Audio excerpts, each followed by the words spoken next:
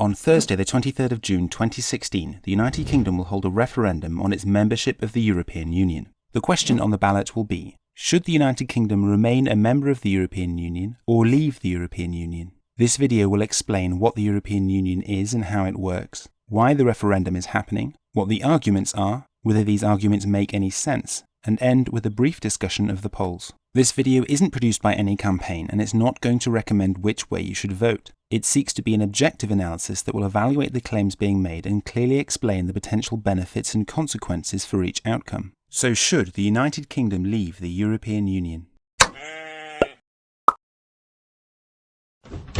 The European Union, also known as the EU, is a way for its 28 member states to cooperate with one another in the pursuit of common political and economic goals. To explain how it works, here is a brief overview of the areas, institutions and treaties of the EU. Areas. The European Union is not to be confused with the Eurozone, which are the countries that use the euro as their currency, or the European Single Market, which facilitates the free movement of goods and services, or the European Economic Area, which is the European Single Market plus the EU's non-member trading partners, or the European Union Customs Union, which is all of the European Economic Area plus Turkey and a few other territories that are exempt from customs duties. Additionally, the borderless Schengen area consists of these 26 states, but the remaining 4 are legally obligated to join. It's important to note that states outside of the European Union are politically powerless. They can be members of the Eurozone, the Economic Area, the Customs Union or the Schengen area, but they have no representation in the European Parliament and have no say in how any of these agreements are changed. Institutions. In total, there are 7 institutions of the European Union, but the ones we're most interested in are the ones involved in passing new European laws. The way it works is every 5 years and in 2 separate elections, voters from the United Kingdom directly elect their own government and their representatives to the European Parliament. Ministers from the government then join the Council of the EU and the Prime Minister joins the European Council. The European Council, after electing their President, then proposes the members and President of the European Commission, which are voted on by the European Parliament. The European Commission then proposes new legislation, which both the European Parliament and the Council of the EU can vote up or down. If the United Kingdom doesn't like the political direction of European legislation, the UK members of the European Parliament can vote it down, the UK members of the Council can vote it down, or the Prime Minister can propose new members of the European Commission. If the electorate of the United Kingdom doesn't like what their representatives have done, they can replace them at the ballot box every 5 years. The United Kingdom currently holds the 3rd most representatives to the European Parliament after France and Germany. Treaties. These define what the European Union is and does. The original purpose was to unite Europe after the damage caused by 2 world wars, a task in which it has arguably succeeded, but since then a succession of treaties have somewhat changed the size and scope of the project. The Treaty of Rome established the European Economic Community in 1958, which was joined by the UK in 1973. The Schengen Agreement then abolished border checks, to which the UK and Ireland were granted an opt-out, and the Maastricht Treaty created the Euro, to which the UK was granted an opt-out, and then there's the Charter of Fundamental Rights, to which the UK was granted an opt-out. The Amsterdam Treaty made some changes to the Maastricht Treaty, effectively devolving certain powers to the European Parliament, as well as making the Schengen Agreement mandatory for new members of the EU. This has important consequences for the UK should it decide to vote leave. The Nice Treaty attempted to reform both the Treaties of Rome and Maastricht to accommodate eastward expansion, but was criticised as being overly complicated, which finally led to the Treaty of Lisbon, effective 2009, which made some substantial changes. Notably, the Treaty of Rome is now the Treaty on the Functioning of the European Union, the Treaty of Maastricht is now the Treaty on European Union, and the Charter of Fundamental Rights is now legally binding to all member states. So now these are the only 2 treaties which matter, and they set out the constitutional basis for the European Union.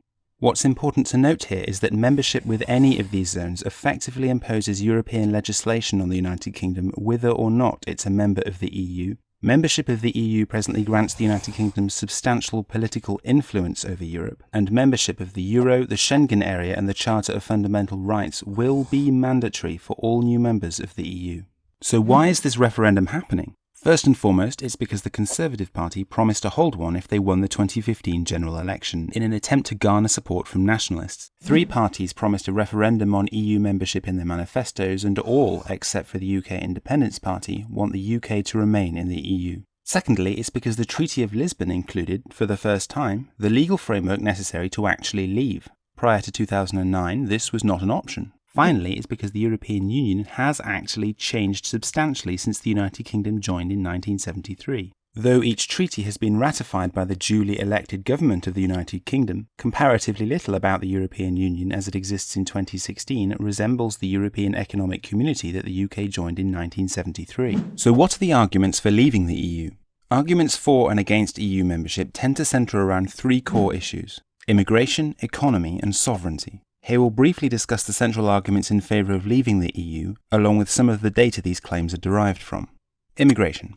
Those who wish to leave the EU argue that immigration rates are too high and that because EU citizens have the right to live and work in any member state, membership of the EU prevents the UK from denying entry to European citizens. The 2015 European migrant crisis has sharply increased immigration throughout Europe, and it is claimed that there is an unsustainable influx of migrants into the UK. Data from the Office for National Statistics shows that for the year ending 2015, the net migration rate, which is the difference between immigration and emigration, amounted to an additional 330,000 people entering the UK each year. In total, the population of the UK has risen by about 6 million people since the Schengen Agreement established European citizenship in 1995, though a substantial portion of this rise is unrelated to immigration. Current estimates put the number of EU citizens in the UK at approximately 3.3 million, and the number of UK citizens with residency in Europe at about 1.2 million.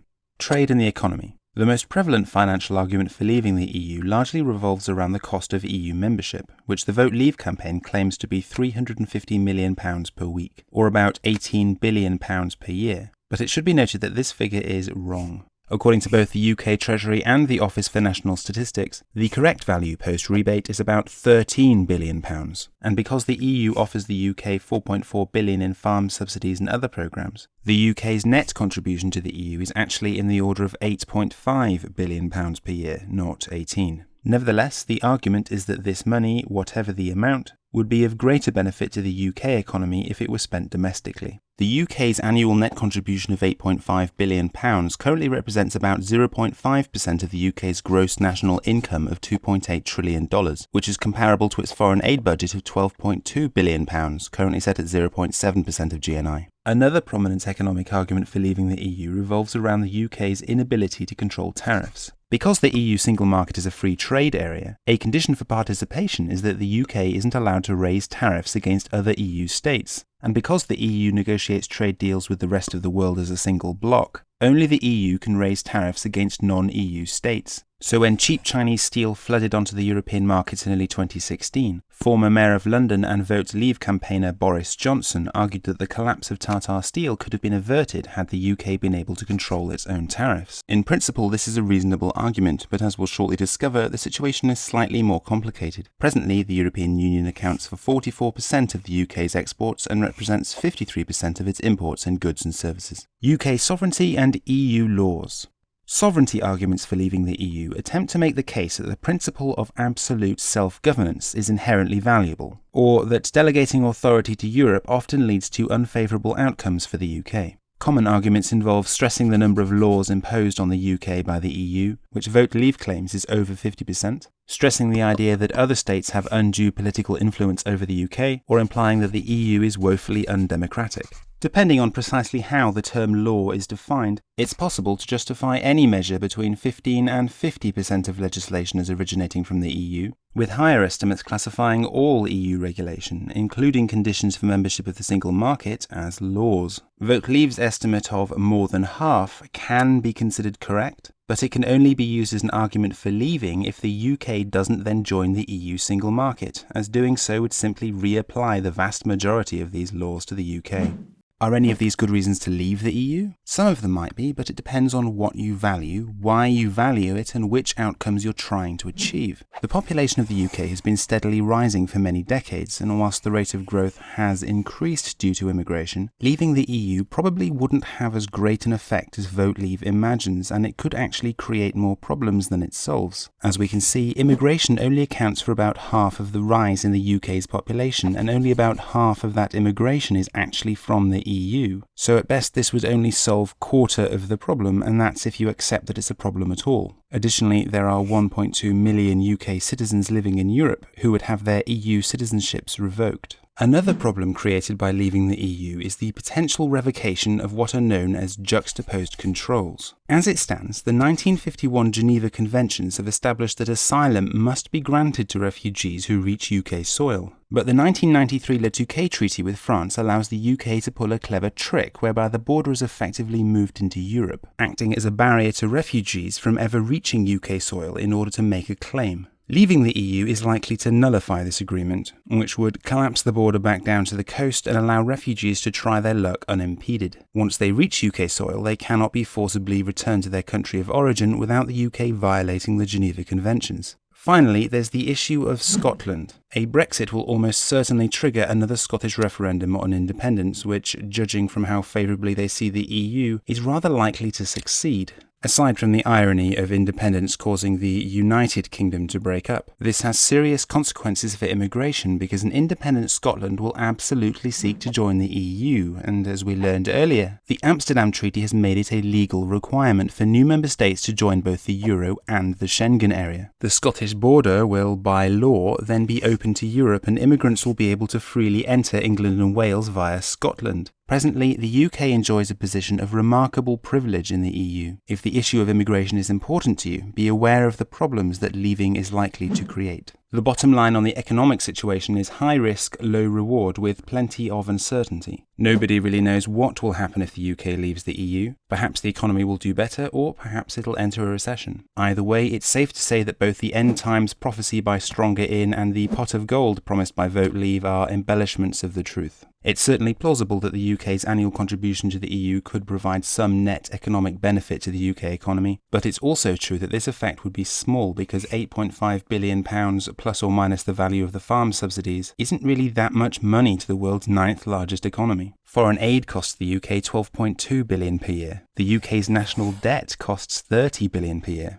Regarding trade, Boris is correct that leaving the EU would, in principle, allow the UK to set its own tariffs against cheap Chinese steel, but what he's neglecting to mention is that the UK doesn't want to. In fact, the UK blocked early EU efforts to raise tariffs against Chinese steel because the UK economy benefits enormously from cheap construction materials. The demise of Tata Steel is a direct consequence of free markets and conservative economic policies, not Europe. There's also the question of whether the UK should join the European single market in the event of a Brexit. Vote Leave are evasive on this issue and appear to err on the side of no, but the reality here is that it's not up to them, it's up to the UK government, who undoubtedly will seek to join the European single market. The cost of doing so is unclear, but it'll be based on the size of the UK economy, and since Norway's contribution is €656 million per year, less $100 million in science and research grants, it doesn't look good. The UK could very well end up paying in excess of £4 billion per year. That said, this is less than current contributions. All of which somewhat blunts the sovereignty argument, since remaining in the single market and trading with Europe requires adherence to a substantial amount of EU legislation. The UK will have a reduced regulatory burden after leaving the EU, but at the cost of all of its considerable political influence. The UK is currently allocated 73 of the 751 seats in the European Parliament, which is 10%.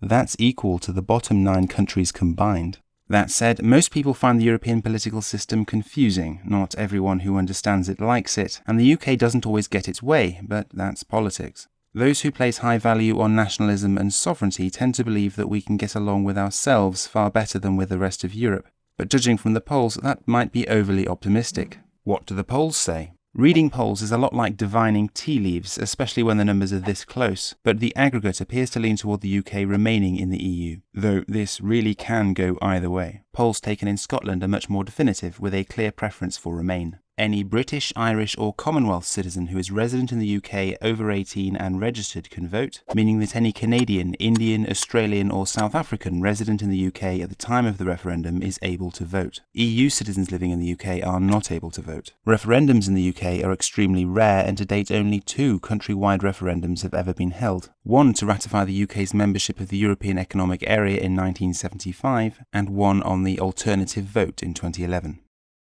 Thank you for watching, and if you enjoyed this video, you can support more content like this through Patreon.